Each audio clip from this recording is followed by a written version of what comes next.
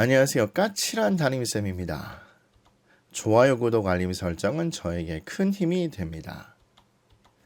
지금 보시는 기사는 작년 20학년도 수능 만점자와 관련된 기사입니다. 여기 보시는 것처럼 15명의 만점자 학생들이 계셨고 그 중에 2명이 재수생이라는 기사입니다. 그런데 여러분도 언론기관을 통해서 확인을 해보시는 것처럼 올해는 만점자에 대한 기사가 그렇게 많지 않습니다. 제가 여태까지 파악한 기사로는 지금 현재까지 만점자가 2-3분 정도 계시는데 그 중에 한 분이 아마 재수생일 거라고 유추하고 있습니다. 그런데 이렇게 만점자가 드러나지 않는 이유를 언론기관에서는 비대면 조치에 따른 조사 속도가 느리다고 이야기를 하고 있는데 재수학원 선생님의 입장에서는 다소 이해가 되지 않은 설명입니다. 왜냐하면 재수학원은 당연히 광고 효과 때문이기도 하지만 그것보다는 우선적으로 재원생들이 수시에 응시할지 결정을 해야 되고 또 고등학교도 마찬가지 고3 학생들이 수시에 응시를 해야 될지 결정을 해야 돼서 점수를 신속하게 조사를 합니다. 그런데 그런 상황에서 만점자가 지금 잘 드러나지 않고 있다는 얘기는 개인적으로는 작년보다 수능이 어렵지 않았나는 하나의 데이터라고 생각을 하는데 제가 1편을 업데이트하고 나서 유튜브의 알고리즘이 추천해준 다른 컨설팅 업체분들의 동영상을 보게 되었습니다. 근데 그분들이 아마 12월 3일 밤이나 아니면 12월 4일 새벽에 동영상을 제작하셨는지 모르겠지만 어쨌든 데이터가 부족한 상황이라서 그런지 몰라도 수능은 여전히 쉬었다. 그리고 만점자는 늘어날 거라는 기조의 동영상이 많았었습니다. 까담도 사람인지라 혹시 내가 실수한 거 아닐까? 라는 두려움과 걱정이 생겨서 처음에 동영상을 내릴까 하다가 항상 컨설팅할 때 주변 사람한테 강조를 하는 것처럼 저는 데이터의 힘을 믿고 있기 때문에 주관적인 느낌보다는 포털 사이트에서 제공하는 7개 사이트의 데이터를 해석하는 게 좀 더 안전하다고 생각을 합니다. 그렇지만 어쨌든 제가 맞을 수도 있고 틀릴 수 있으니까 1편과 2편 그리고 차후에 수능 성적이 발표되기 전까지 동영상은 어떻게 활용해 주셨으면 좋겠냐면 본인의 객관적 위치와 현상을 파악하시고 내가 어떤 정시 지원 전략을 짜야 될지 구상하는 가이드라인으로 활용을 해주시길 부탁을 드리겠습니다. 약속하건대 평가원에서 공식적으로 수능 성적을 발표하면 그 어떤 입시 설명회나 아니면 컨설팅 업체보다 자세하고 꼼꼼하게 설명하고 분석해 드릴 자신이 있습니다. 그때도 머리가 아프시지만 까담하고 같이 좀 공부를 해주셨으면 좋겠고요.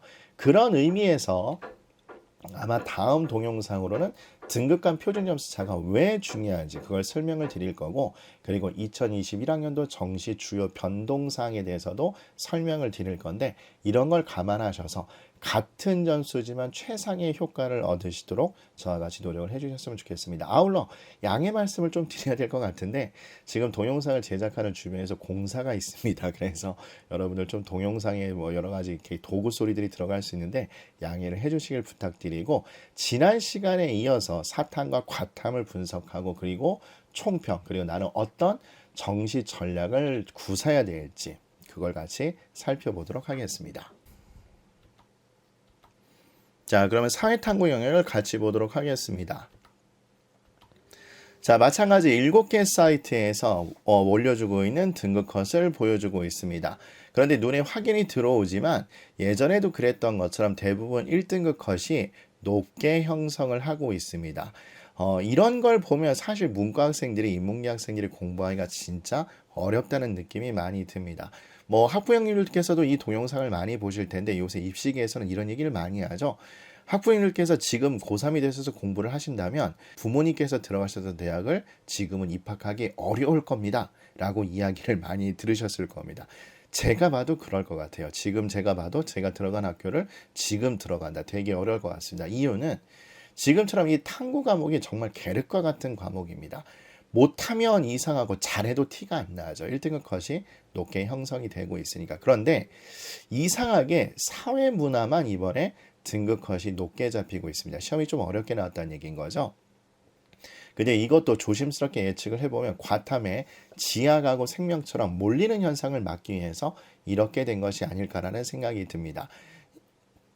그리고 이런 현상들은 인문계 학생들이 항상 그 사회문화를 빼고 직면했던 거기 때문에 이거는 그냥 간단히 분석을 이 정도만 할 거면 될 것 같습니다. 어쨌든 사회문화라는 과목이 많은 학생들이 선택했던 이 과목에 난이도가 높아지고 등급 컷이 높아졌기 때문에 만약 이 등급을 신청한 학생이라면 당연한 얘기겠지만 제2 외국어하고 한문이 사탐 과목을 대체하는지 가능한지 확인을 해볼 필요가 있을 겁니다. 또 뻔한 얘기인데 사회문화로 인해서 탐구 점수가 떨어지게 된다면 뭐 당연한 이야기겠지만 탐구 과목의 반영비를 적은 걸 찾는 것도 하나의 요령이 될 겁니다. 뭐 이건 어렵진 않을 거예요. 자, 근데 문제는 자연계 학생, 즉 과학 탐구 영역이 조금 분위기가 묘하게 되었습니다. 자, 그래서 제가 개인적으로 우스갯소리로 야, 니네들 중에서 물리한 애들이 고집이 제일 세. 내가 바꿔도 절대 안 바꾼다라고 항상 은근슬쩍 제가 바꾸기를 희망하면서 약간의 푸시를 했던 물리를 선택했던 학생들이 이번에는 문제가 지금 보시는 것처럼 너무 쉽게 출제됐나 봐요. 그죠? 그래서 1도 그렇고 2도 그렇고 여기 지금 보는 것처럼 한 사이트를 빼놓고 대부분 1컷을 50으로 잡고 있습니다. 자, 그리고 마찬가지 화원도 우리 학생들이 나름 많이 선택하고 있는 건데 얘도 점수는 어쨌든 올라가는 게 보이실 거고 2도 마찬가지 살짝 어려운 거죠. 근데 뭐 2라는 과목 특성상 어쩔 수 없을 거고 그 다음에 문제는 지금 뭐처럼 생명과학하고 지구과학이 문제일 건데 생명과학은 1도, 2도 그리고 지구과학이 1도, 2도 지금 45로 1컷이 잡히고 있습니다. 지구과학의 시험 범위가 바뀐 건 둘째로 치더라도 대부분의 학생들이 생명과학과 지구과학을 두 과목 다 선택하거나 아니면 최소 한 과목을 선택하는 경우가 많은데 의외로 반응이 이 과목을 어렵다고 생각했던 친구들이 대단히 많았었습니다. 그래서 과탐을 조금 신경을 쓰셔야 될 것 같긴 한데 일단 생원하고 지원의 난이도가 많이 올라갔습니다. 그래서 등급 컷도 나름대로 올라가게 되었죠. 자, 그러면 문제는 뭐냐면 지금 보시는 것처럼 이렇게 될 겁니다. 생원하고 지원을 두 과목을 다 선택한 친구들도 있을 거고 아니면 생원 하나 다른 탐구, 지원 하나 다른 탐구가 될 건데 이렇게 된다면 두 과목 점수가 다 떨어질 가능성이 높고 이렇게 되더라도 지금 보는 것처럼 평균 점수가 떨어질 가능성이 높습니다. 따라서 극상위권, 상위권 학생을 제외하고 2등급 이하의 학생들은 나름대로 손해를 많이 봤을 확률이 높습니다. 그러면 또 마찬가지 뻔하죠. 과탐의 반영비율이 적은 대학을 찾는 게 여러분에게 주어진 전략적 포지션일 겁니다. 그럼 뭐 뻔하겠지만 나름대로 성적이 잘 나오신 분들은 뭐 서강대 같은 계열이 떠오르시게 될 겁니다. 아울러 선생님 저 한 과목을 너무 조져서요. 그래서 과학탐구 영역 한 과목만 반영하는 것만 찾으려고요. 이런 신문도 대단히 많을 겁니다. 그런데 올해는 뭐 항상 뭐 매년 솔직히 그러긴 했습니다만 과탐 중에 한 과목을 망친 친구들이 많기 때문에 올해는 특히 과탐 한 과목만 반영하는 대학의 경쟁률이 많이 오르지 않을까라는 생각이 듭니다. 여러분 알다시피 지방에 있는 사립대, 뭐 한의대 같은 경우나 치대가 가끔 있을 거고 그 다음에 한양대 스포츠 관련 학과가 탐구를 하나 정도 반영하는 데도 있습니다. 그리고 숙명여대처럼 아예 탐구를 버리는 전형도 있죠. 근데 어쨌든 그런 것의 경쟁률이 높아지게 될 겁니다. 근데 만약에 이런 대학을 여러분이 선별해서 지원을 하신다면 다시 한번 말하지만 다른 과목의 점수, 특히 국어의 점수가 좋거나 수학의 점수가 좋다면 어느 정도 그래도 가능하지 않을까라는 생각이 듭니다. 어쨌든 국어가 수학이 등급 간 점수차가 크니까 이게 나름대로 국어하고 수학이 좋다면 이거 한 과목만 반영하는 대학은 경쟁률을 잘 갖출 수 있을 겁니다. 그리고 뭐 당연한 얘기겠지만 그렇기 때문에 우리가 가산점 있는 것 또는 그 조건 있는 데를 잘 보셔야 되겠죠. 그래서 과탐2에 가산점이 있는지 그리고 대표적으로 교대가 되긴 하겠습니다만 교차 지원했을 때 가산점이 있는지도 확인을 하셔야 될 겁니다. 그리고 이과에선 특히 과학 탐구 조건을 좀 세게 거는 데가 예전에 많았는데 지금 뭐 많이 줄긴 했죠. 뭐 서울대하고 뭐 옛날에는 서울대 연대가 대표적이긴 했습니다만 지금은 서울대가 주로일 거고 어쨌든 특정 과목 지정을 하는지도 여러분이 살펴볼 필요가 있을 겁니다. 그러면 지금처럼 사탐하고 과탐은 이렇게 분석을 하실 수가 있을 거예요. 그러면 여러분들께서 아마 대략적으로 입시의 경험이 어느 정도 있으실 거니까 다음과 같은 전략적 포지션이 머릿속에 떠오르실 겁니다. 그러면 우리 어떤 전략을 짜야 되는지 확인하기 위해서 한번 정시 지원 총평을 해보고 전략적 방법을 같이 살펴보도록 하겠습니다. 일단 우리 총정리를 한번 해볼까요? 아마 이렇게 얘기할 수 있을 것 같아요. 첫 번째, 국어는 데이터상으로 분석을 해보면 난이도가 좀 올라갔다. 그래서 등급간 표준 점수 차가 증가를 했다는 걸 우리가 눈으로 확인했습니다. 근데 다시 한번 강조드립니다. 평가원 발표가 나면 이 내용은 충분히 뒤집어질 수 있을 겁니다. 자, 그럼 제가 그때는 다시 그에 맞게 분석을 해드리도록 할게요. 그리고 수리가도 마찬가지 난이도가 저번에 비해서 오른 편이라고 해서 특히 등급간 표준 점수 차가 증가하는 건 확인하셨을 겁니다. 근데 이게 중요한 이유는 얘기했습니다.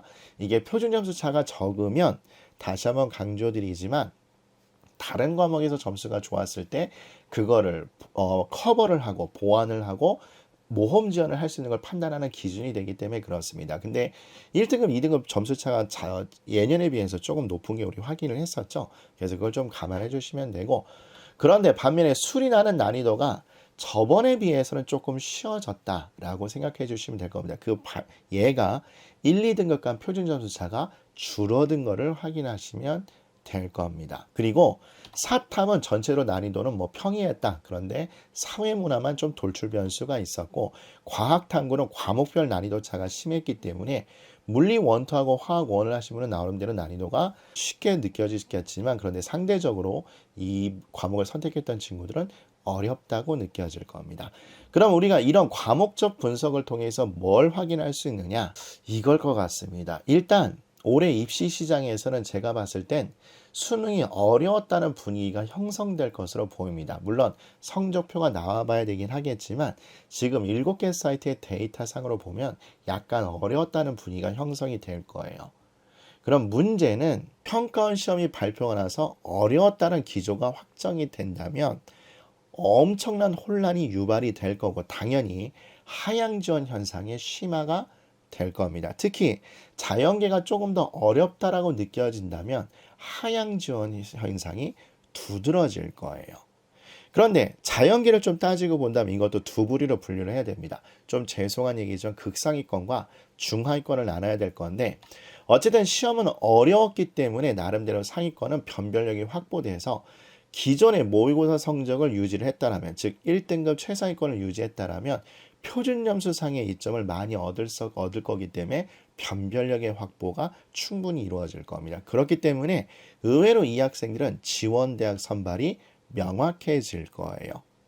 그런데 또 이분들 나름대로의 고충이 있습니다. 이건 제가 다음 동영상에서 얘기 드릴 건데 뭐냐면, 갑자기 생각지도 않게 서울대에서 치의하고 수의회 그리고 의대 2개 정도인가요? 신설하게 되었고, 그리고 정시에서 의회 정원이 은근슬쩍 늘어나게 되었습니다. 근데 가군에서 보통 건국대 수의를 노렸던 친구들이 갑자기 서울대 수의가 등장을 하게 되고, 그 다음에 서울대라는 네임밸류, 거기에 치의회라는 네임밸류를 얻게 되면은 극상위권 학생들이 너무나 큰 그 선택의 고민에 빠지게 될 겁니다. 즉 예전에는 서울대 의회 그리고 나머지 나군에서 성적이 매우 좋다면 메이저 의대 4개에서 분산을 시키거나, 아니면 그 밑에 뭐 삼용대 의대겠죠. 또 그런 의대를 선택해서 안전성을 도모했는데, 이제는 서울대 의회 플러스 치의회 수의회까지 되니까 의외로 극상위권 학생들은 이거에 대한 눈치 작전이 은근슬쩍 생기게 되었습니다. 그런데 이 얘기는 반대로 이야기하면 중하위권 학생들은 극상위권 학생을 더 많이 흡수해 가기 때문에 그에 따라서 공과대학이라던가 아니면 컴퓨터 IT 같은 기존의 인기학과는 어느 정도 반사이익을 얻지 않을까라는 생각이 듭니다. 그래서 이것도 좀 감안해 주셔야 되고, 그리고 당연한 얘기지만 자연계 중하위권은 점수가 하락될 가능성이 높기 때문에 하향 지원과 인문계 교차 지원을 할 가능성이 높아지게 될 겁니다. 이 얘기는 인문계 학생들에게 다소 안 좋은 소식이 될 거예요. 그리고 일반과, 아까 얘기 드렸던 것처럼 연고대라든가 성균관대, 중앙대, 경희대 일반과, 그리고 그 밑에 보통 우리가 건동, 홍수, 그리고 공과대의 전통의 강자죠. 경북대, 부산대, 아주대, 인하대, 광운대 같은 중위권 또 중상위권 학생들의 눈치 작전이 대단히 심화되지 않을까라는 생각이 많이 됩니다. 물론 당연히 이화여대와 숙명여대도 경쟁률은 높아질 거라고 생각합니다. 왜냐하면 하향지원 때문에 눈치 작전이 극심해질 거예요. 그런데 조심하실 게 하나 있습니다. 이 파워포인트에 공간이 적어서 제가 신중함이라고 써놨는데 이건 하지 말자는 뜻이 아닙니다, 여러분들. 다시 한번 말씀드리지만 안전지원 대학을 가군하고 나군에서 확보를 했다면 의외로 짭짤하게 이익을 얻는 경우가 많습니다.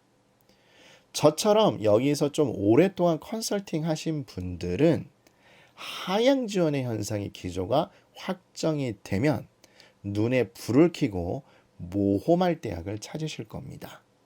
왜? 우리 역공격하면 되는 거죠. 그래서 그거를 좀 기억을 하셔야 될 거예요.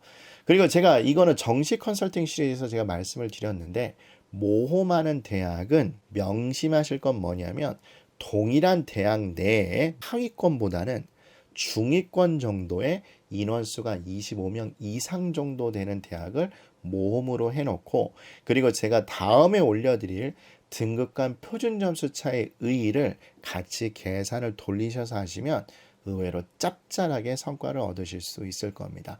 저는 솔직히 말씀드려서 저희 반 아이들 상담해 줄 때 합격은 걱정하진 않습니다. 거의 다 합격하는데 이제 뭐 개인적으로 이런 거죠. 뭐 우리 학생들 입장 표현을 빌리자면 문 닫고 들어갔어요. 이런 거 있잖아요. 즉 예를 들어서 12월 30일 날 오후 6시가 마지막 합격자 발표인데 5시 40분에 전화가 와서 저한테 전화를 해줄 때 나름대로 제가 계산한 게 맞아 떨어지게 되면 정말로 보람을 느낍니다. 물론 그 학생과 학부형 입장에서 정말로 막 엄청나게 힘드셨겠죠. 스트레스 막 전화벨이 울릴 때마다 막 심장이 철렁철렁 내려앉으셨을 거예요. 근데 어쨌든 안 하란 얘기가 아니라 안전지원 대학 확보 이거 기억해야 됩니다. 하셨으면 모험도 꼭 한 번은 하는 게 좋겠다. 그래야 여러분들이 죄송한 얘기지만 떨어져도 후회가 절대 없다라고 생각하시면 될 겁니다. 또 인문계를 보면 인문계도 마찬가지 하향 지원의 기조가 어느 정도 있을 거라고 생각이 들고 그리고 여기 보셨던 것처럼 아까는 자연계 이점이죠. 이거는 인문계 단점이 되겠죠. 자연계 학생들이 인문계로 유입되는 상황이 넘치지 않을까 생각이 됩니다. 왜냐하면 지금 현재까지 7개 포털 사이트에서 보였던 수리 가와 수리 나의 1등급 표준 점수 차이가 별로 안 납니다. 작년만 하더라도 문과의 표준 점수 차 같은 등급이어도 압도적으로 높았는데 지금은 얼추 비슷하니까 얘네들이 교차 지원했는데 거기에 어떤 것도 생기죠. 거기에 가산점까지 받게 되면은 상당히 애매한 감이 없지 않아 있습니다. 그러니까 인문계에서 1등급 받았는데 자연계에서 2등급, 3등급 받았던 애가 가산점 10% 하니까 인문계 1등급을 후려 패는 거죠. 그러니까 상당히 안타까운 결과가 초래될 수 있습니다. 이 얘기는 곧 여러분들이 안전지원 대학을 찾을 때 약간 보수적으로 접근해야 된다는 결론이 납니다. 즉 교대를 했는데 이게 자연계라면 될 듯 말 듯 소위 말해서 커트라인에 걸린다 라고 한다면 그렇게 된다면 저는 자연계라면 써보라고 하죠. 왜? 가산점을 많이 받을 거니까. 근데 인문계라면 사실은 살짝 겁이 나는 것도 사실입니다. 그래서 안전지원 대학이 교차 지원이 가능하거나 또는 교대처럼 가산점을 이과한테 푼 경우라면 보수적으로 접근을 하셔야 될 겁니다. 뭐 대표적으로 여기가 이렇게 되겠죠. 심지어 더 안타까운 소식은 좀 죄송한 소식이긴 한데 교대가 가산점을 주는 대학이 조금씩 더 늘어나고 있습니다. 지금 제가 기억으로는 한 2개 정도 빼고는 대부분 수리 가나 또는 과탐에 가산점을 주고 있는데 어쨌든 인문계 학생들에게 조금 나쁜 소식이라고 보시면 될 겁니다. 그래서 안전지역 대학을 찾을 때 이런 대학들은 조금 보수적으로 접근하는 게 좋겠다. 그런데 인문계 상위권은 약간 얘기가 달라집니다. 즉 인문계 상위권은 국어와 수학의 표준 점수 반영 비율을 잘 활용하셔야 될 겁니다. 즉 국어는 성적이 잘 나왔는데 수학이 2등급이 나왔어요. 근데 제가 아까 얘기 드렸죠. 1등급하고 2등급 표준 점수 차이가 3점 차이라면 100분위에 따른 표준 점수 차이는 더 적어질 겁니다. 그래서 내가 국어 점수는 잘 나왔는데 수학이 약간 2등급에서 삐끗했어요.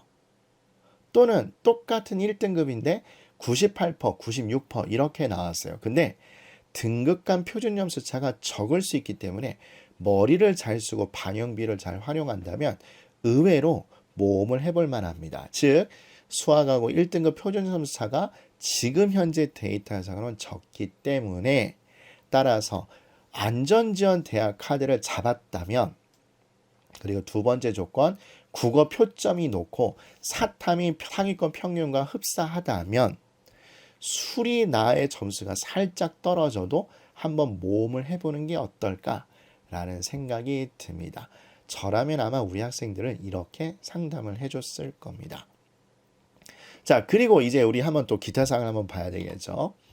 자, 기타 사항은 이게 있을 또 탐구 과목 먼저 얘기를 해야 되겠네요. 일단 사회문화하고 지학하고 생명하고 화학투 난이도가 높아졌기 때문에 여러분은 탐구 조건을 반드시 확인을 해야 될 겁니다. 그죠? 그래서 인문계라면 제2외국어 한문 대체 가능한지, 또 한 과목만 반영을 하는 건지, 또 가산점을 하는지도 하셔야 될 거고요. 따라서 만약에 한 과목 반영하는 대학을 고른다. 그리고 가산점 있는 대학을 고른다. 그렇다면 뭘 명심하셔야 되냐면 경쟁률이 증가한다는 걸 명심하셔야 됩니다. 그런데 이번에 국어가 생각보다 변수가 될 수 있긴 하겠죠. 그래서 다른 과목의 점수가 꽤 좋다라고 한다면 이렇게 한 과목짜리 반영대학이 좋다 할지라도 여러분이 지원하는 것도 나쁘지 않다고 생각합니다. 그리고 이거는 차후에 동영상에서 21학년도 정시 변동사항에서 얘기를 드리도록 할 건데 뭐 기타 조건들도 따져야 되겠죠. 그래서 고려대 사이버 국방이라든가 고신대 의대는 여러 가지 최저 조건을 걸어놨습니다. 또 사이버 국방은 일괄전형이 아니라 1차, 2차 이렇게 뽑을 거예요. 그리고 고신대 의대는 뭐 알다시피 영어 1등급이라는 조건이 있을 겁니다. 그러니까 이런 것도 좀 감안을 해주셔야 될 것 같고 참고로 이걸 먼저 보여드려야 되겠네요. 영어 등급간 점수차 큰 대학도 꽤 많습니다. 단국대 의치라던가 대구 카톨릭 의예를 말하는데 얘는 등급간 점수차가 너무 커요. 그러면 고신대 의대하고 단국대 대구 카톨릭 의예는 입시 쪽에서 생각하는 게 아니라 다시 한번 이야기합니다. 입시 쪽에서 생각하는 게 아니라 의사분들 사이에서 있는 의대 서열이 있는데 그 서열과 상관없이 영어 점수에 따라 여기를 지원할 수도 있고 지원 못할 수 있다는 것도 명심을 하셔야 될 겁니다. 어쨌든 정시는 이런 조건도 따지셔야 될 거예요. 그리고 이것도 가슴 아픈 얘기지만 차후에 얘기를 드릴 건데 간단히 좀 정리를 하자면 이렇게 될 겁니다. 22학년도 내년에는 무조건 재수생이 급증할 겁니다. 그리고 왜냐? 현재 고3은 비대면 수업으로 인해서 또 집에서 공부를 제대로 못했기 때문에 또 학교 수업과 학원 수업을 제대로 못 받았기 때문에 억울한 심정이 많을 거고 그리고 여러분 이미 알고 계시지만 수능 시험도 큰 변화가 있고 정시 인원이 늘고 약대의 숫자는 늘고 그리고 또 비대면 수업에 대한 불만이 많았기 때문에 내년 재수생도 급증한다는 걸 꼭 기억을 해주시면 좋을 것 같습니다. 자, 이걸 왜 얘기하느냐? 벌써 또 초치는 얘기를 왜 하느냐? 여러분들 제발 부탁인데 재수를 하더라도 하나 정도 대학은 걸치고 하는 게 필요할 겁니다. 지금 현재 재수생이 이 방송을 본다면 정말로 공감을 크게 할 텐데 내가 재수를 시작할 땐 점수가 엄청 오를 거라고 생각하지만 막상 뚜껑을 까보면 그렇지 않은 경우도 대단히 많습니다. 그래서 정시 컨설팅에도 강조드렸지만 무조건 하나는 합격하는 전략을 하시고 그리고 재수를 하는 것도 가족회의를 통해서 결정하시면 좋을 것 같습니다. 어쨌든 저하고 열심히 분석해봤는데 도움이 되셨는지 모르겠습니다. 여러분이 이거를 꼭 반복을 해주시고 그리고 정시 컨설팅 시리즈는 제가 재촬영을 안 할 정도로 정말 작년에 열과 성의를 다해서 찍었습니다. 만약 변동사항이 생기면 그 밑에 고정 댓글을 할 테니까 열심히 봐주시면 좋을 것 같고요. 이걸 보시고 제가 또 말씀드렸다시피 이제 수업이 줄었으니까 앞으로 동영상 업데이트 할 때마다 꼭 같이 머리 아프더라도 까당과 같이 연구를 해주셨으면 좋겠습니다. 여러분 고생 많이 하셨습니다. 다음 시간에 찾아뵙도록 하겠습니다.